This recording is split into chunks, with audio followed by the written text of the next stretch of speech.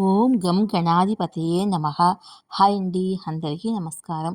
మనం ఈరోజు ఈ వీడియోలో కార్తీక పురాణము 20వ అధ్యాయము పురంజేని పతనము. ఈ వీడియో కనుక మీకు నచ్చినట్లయితే లైక్ చేయండి, షేర్ చేయండి, సబ్స్క్రైబ్ చేసుకోండి. ఈ వీడియో లాస్ట్ వరకు స్కిప్ చేయకుండా చూడండి. ఇలా చేయడం వల్ల ఈ వీడియో మరి కొంతమందికి రీచ్ అవుతుంది. ప్లీజ్ సబ్స్క్రైబ్ మీ, సపోర్ట్ మీ. Thank you for watching.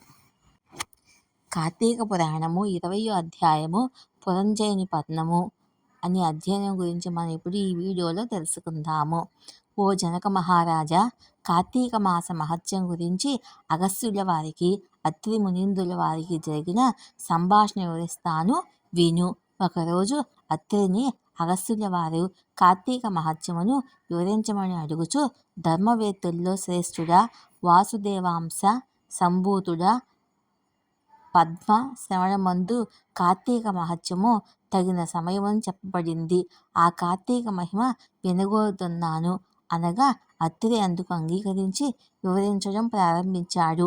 ఓ అగస్య మునీంద్ర, కార్తీక మాసములో సమానమైన నెల మరొకటి లేదు. ఈ మాసములో నదీ స్నానము, దీపదానము కోరికలను సిద్ధింపచేస్తాయి. దీనికి ఒక కథ ఉంది, చెబుతాను, విను. పూర్వము త్రేతాయుగంలో అయోధ్యను పురంజయుడనే రాజు ధర్మబద్ధంగా కొంతకాలం పాలించాడు. సంపద మదం వల్ల చెడ్డవాడిగా మారిపోయాడు.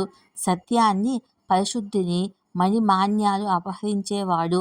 లోభత్వము, కఠినము, బ్రాహ్మణ ద్వేషం కలవాడే బంగారం దొంగిలించే వాళ్ళతో స్నేహం చేయడం మొదలుపెట్టాడు. ఇంతలో కాంబోజుడు, గురువు మొదలైన భూపతులంతా కలిసి దండెత్తి వచ్చారు. పురంజయుడు చతురంగ బలాలతో శత్రువుల్ని ఎదిరించడానికి సిద్ధపడ్డాడు. యుద్ధ భేరీధ్వనులు మిన్నుముట్టాయి. ఈ వీడియో కనుక మీకు నచ్చినట్లయితే లైక్ చేయండి, షేర్ చేయండి, సబ్స్క్రైబ్ చేసుకోండి. ఈ వీడియో లాస్ట్ వరకు స్కిప్ చేయకుండా చూడండి. ప్లీజ్ సబ్స్క్రైబ్ మీ, సపోర్ట్ మీ. Thank you for watching.